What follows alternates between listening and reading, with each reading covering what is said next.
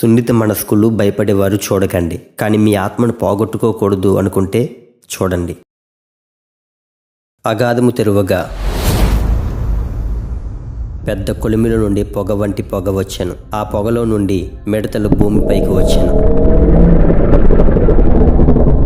వారిని చంపడానికి కాదు, 5 నెలల పాటు బాధ పెట్టడానికి. ఇక్కడ వారిని అంటే ఎవరు? 666వ ముద్ర వేసుకున్నవారు, దేవుని సీల్స్ తిరస్కరించిన వారు, మృగానికి చెందినట్లు అంగీకరించిన వారు. వారి కడపటి స్థితి ఎంత దారుణంగా ఉంటుందో ఇప్పుడు చూడబోతున్నాం.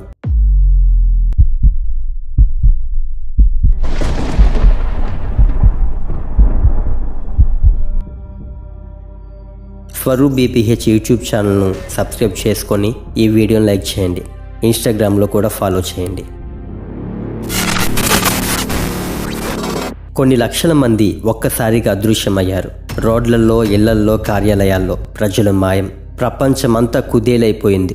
అవును, యేసయ్య రహస్య రాకడ జరిగిపోయింది. క్రీస్తులో పరిపూర్ణులు, ఈ లోకంలో యేసయ్యలాగే జీవించిన శుద్ధులు ఎత్తబడ్డారు. కానీ సాధారణ భక్తి జీవితం చేసిన లక్షలాది మంది భూమిపైనే మిగిలిపోయారు. ఇది షాకింగ్. అవమానం, భయం, గిల్టీ, కన్నీళ్లు తట్టుకోలేక చాలామంది ఏడుస్తూ నేలపై పడ్డారు. ఈ కల్లోలంలోకి వస్తాడు ఒక వ్యక్తి, ప్రపంచమంతటినీ శాంతి పేరిట ఏకం చేసే శక్తి. అతడే క్రీస్తు విరోధి. ప్రపంచం ఒక్క దగ్గరకు చేరుతుంది. ఒకే ప్రభుత్వం, ఒకే కరెన్సీ, ఒకే ఆజ్ఞ. ప్రతి మనిషి తప్పకుండా 666 ముద్ర వేయించుకోవాలి. లేని వారికి ఆహారం లేదు, నీరు లేదు, కొనుగోలు లేదు, అమ్మకం లేదు, ప్రయాణం లేదు. ముద్ర లేని వారిని ఏఐ, డ్రోన్స్, రోబోట్స్ వెతుకుతాయి, గుర్తిస్తాయి, పట్టుకుంటాయి. ఒకవేళ ఒప్పుకోకపోతే చంపండి అనే డైరెక్ట్ ఆదేశాలు ఇస్తాయి. రహస్య రాకడ తర్వాత మిగిలిపోయిన క్రైస్తవులు తమ మొబైల్స్, గ్యాడ్జెట్స్, ఐడీస్ అన్ని చెత్త కుప్పలలో విసిరేస్తారు. అరణ్యంలోనికి పారిపోతారు. సిగ్నల్ లేని ప్రాంతాల్లో దాగుకుంటారు. అక్కడ ఒకే ఆప్షన్, క్రీస్తు కోసం మృతి చెందడం. మొదటి 3.5 సంవత్సరాల్లో లక్షల మంది హతసాక్షులు హతమవుతారు. వారి రక్తం భూమిని తడుపుతుంది. యేసు రక్తంలో కడుగబడిన చివరి పరిశుద్ధుల రక్తం ఒలకబోయడంతో తరాలు యుగాలుగా ఎదురు చూస్తున్న శాపం కట్టలు తెంచుకొని భూజనులపైన ఉగ్రరూపం చూపించడానికి బయలుదేరుతుంది. ఇప్పుడు ముద్ర వేయించుకున్న వారి పరిస్థితి చూద్దాం. మొదట్లో వారికి స్వర్గం లాంటి అనుభవం, తక్కువ ధరలో ఆహారం, ఉచిత భూములు, ఉచిత కార్లు, ఇల్లులు, సకల సౌకర్యాలు, ప్రపంచ పౌరుడు అనే ప్రాముఖ్యత. ప్రపంచం చెబుతుంది ఇదే నిజమైన శాంతి. ఇది మొదటి ముద్ర. తెల్లని గుర్రం ప్రవచనం నెరవేర్చబడ్డం. కానీ వీరి చివరి దశ మాత్రం చరిత్రలో ఎవ్వరూ అనుభవించిన శ్రమలు అనుభవిస్తారు. ఆధార్ కార్డు మనల్ని దేశానికి చెందిన వాళ్ళుగా గుర్తించినట్టు 666వ ముద్ర వేయించుకున్న వారు యాంటీక్రైస్ట్ రాజ్యానికి చెందిన వారు అవుతారు. దేవుని వాక్యం స్పష్టంగా చెబుతుంది. అది దేవుని యొక్క చివరి హెచ్చరిక. ఎవడైనను మృగానికి నమస్కరించి తన చేతిలో గాని నొసటిలో గాని ఆ ముద్ర వేయించుకుంటే అతడు దేవుని కోప మద్యమును త్రాగుతాడు. గంధక అగ్నితో శాశ్వతంగా బాధించబడతాడు. వారి బాధ యొక్క పొగ శాశ్వతంగా లేస్తుంది. వారికి రాత్రింబగళ్ళు నెమ్మది లేదు. ఇదే దేవుని చివరి హెచ్చరిక.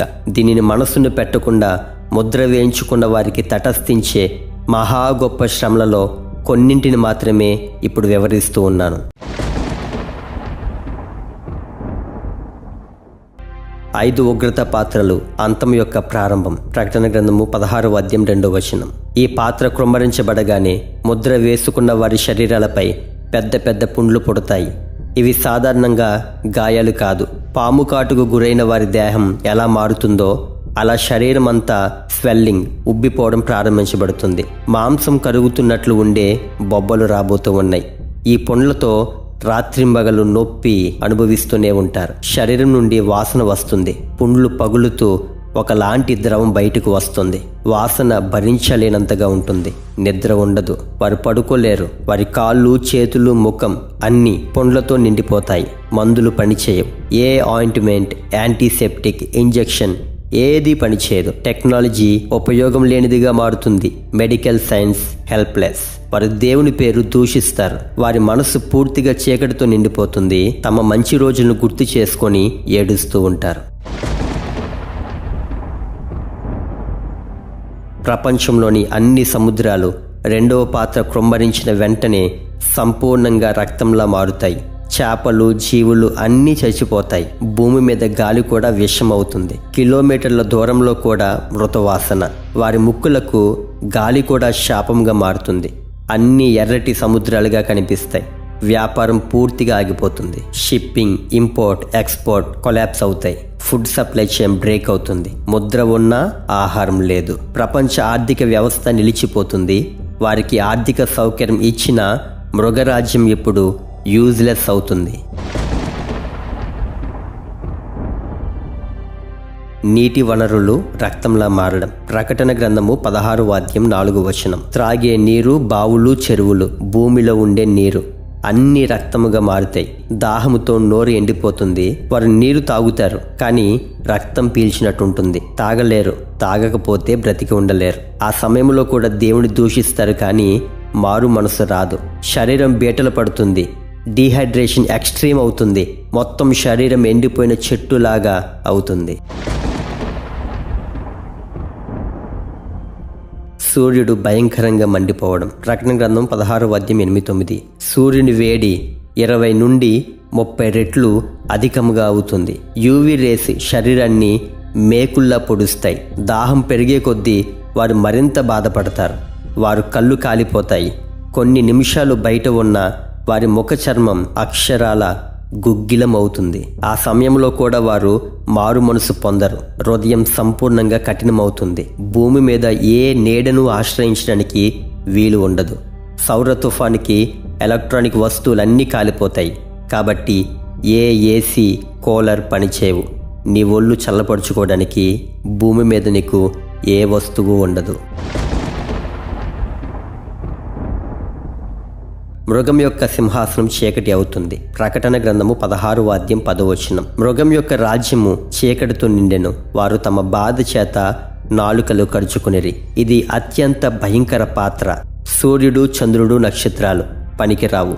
మానవుడు తయారు చేసిన ఎలక్ట్రిసిటీ కూడా పనిచేయదు. People go in to psychological collapse. Touchable darkness, thick heavy darkness. భయంతో మానసికంగా పిచ్చి వాళ్ళు అవుతారు. చీకటి బరువు వాళ్ళ మీద పడుతుంది. ఇది ఆర్డినరీ ఫియర్ కాదు, సూపర్ న్యాచురల్ డ్రీడ్. వాళ్ళు తమ నాలుకలు కరుచుకుంటారు. వేదన ప్లస్ పిచ్చితనం ప్లస్ అంధకారం. ఆ సమయంలో వారికి చెవుల్లో అజ్ఞాత శబ్దాలు వినిపిస్తాయి. వారి చుట్టూ దయ్యాల గుసగుసలు వినిపిస్తాయి. నీవు నాకు చెందిన వాడివి, తప్పించుకోలేవు. వాళ్లను వెన్నులో వణుకు పుట్టించేలా మాట్లాడే శబ్దాలు వాళ్ళు వింటారు. మేము ఆ ముద్ర ఎందుకు వేసుకున్నాం అంటూ తమ తలలు కొట్టుకుంటారు, కానీ మార్గం లేదు. ఇక చివరి అవకాశం కూడా రాదు. ఆ సమయంలో పశ్చాత్తాపం పని చేయలేదు.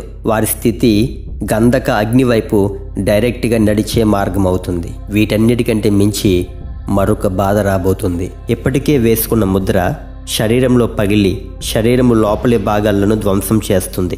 తినడానికి ఆహారం, త్రాగడానికి నీరు లేకపోవడం వలన మనిషి చూడడానికి ఇలా ఉంటాడు.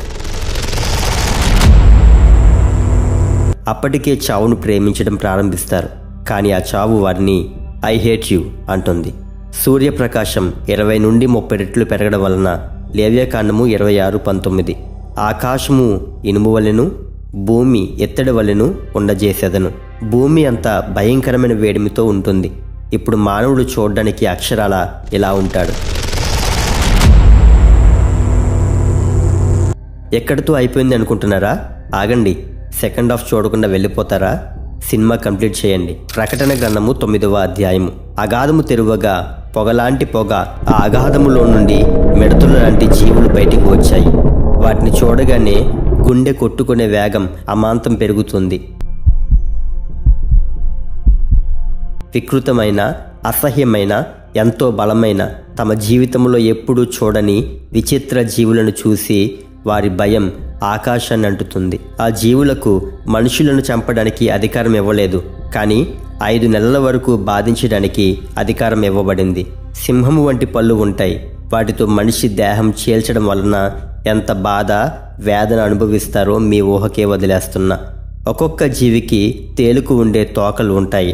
సింహం వంటి పళ్ళు, తేళ్ల వంటి తోక విషం వలన ఆ నొప్పి 1-2 వారాలు కాదు, 5 నెలల వరకు నొప్పి తగ్గదు. వాటి రూపము, పరాక్రమము ఎలా ఉంటుందో నా నెక్స్ట్ వీడియోలో ఎక్స్ప్లెయిన్ చేస్తాను. వినాలనే ఆసక్తి ఉంటే కామెంట్ చేయండి. మీ ఆసక్తిని బట్టి వీడియో చేస్తాను. ఈ రోజులలో ఎవరు ఉంటారో తెలుసా? అన్యజనులతో పాటుగా బాప్తిసం తీసుకుని కూడా నామకార్థ భక్తి జీవితం చేసేవారు అందరూ ఆ శ్రమణ కాలంలో ఉంటారు. ఆదివారం ఆరాధనకు, ఉపవాస ప్రార్థనలకు, సంఘ క్రమాలలో పాల్గొనలేని కనీస భక్తి జీవితం లేక లోకముతో రాజీ పడిపోతున్న ఓ నామకార్థ క్రైస్తవుడా, నీకే చెప్పేది. దేవుని కోసం ఈ లోకాన్ని త్యజించకపోతే చివరికి ఈ లోకం ఇచ్చే గిఫ్ట్ చూడు, తప్పించుకోలేవు కదా. ఆ రోజు కనీసం మారు మనసు పొందుకోవడానికి నీకు మనస్సు కూడా రానంతగా భ్రష్ట మనసు వచ్చి దేవుని దూషిస్తావు. నీ మనస్సాక్షి పూర్తిగా చచ్చిపోకముందే క్రైస్తవుల భక్తిని హేళనగా, చులకనగా మాట్లాడుతున్న లోకాన్ని బట్టి సత్యమార్గం విడిచిపెడుతున్న క్రైస్తవులు అందరూ దేవుని తీర్పు ఎదుర్కోవలసిందే. ఆ రోజు కూడా తిండి కోసమో, పిల్లలు, బంధువులు, సమాజము, కులము అనే మానవత్వపు విలువల కోసం ఆత్మను చాలా తేలికగా అమ్మివేసుకుంటావు. నువ్వు సిద్ధపడ్డానికి ఇదే దేవుని పిలుపు.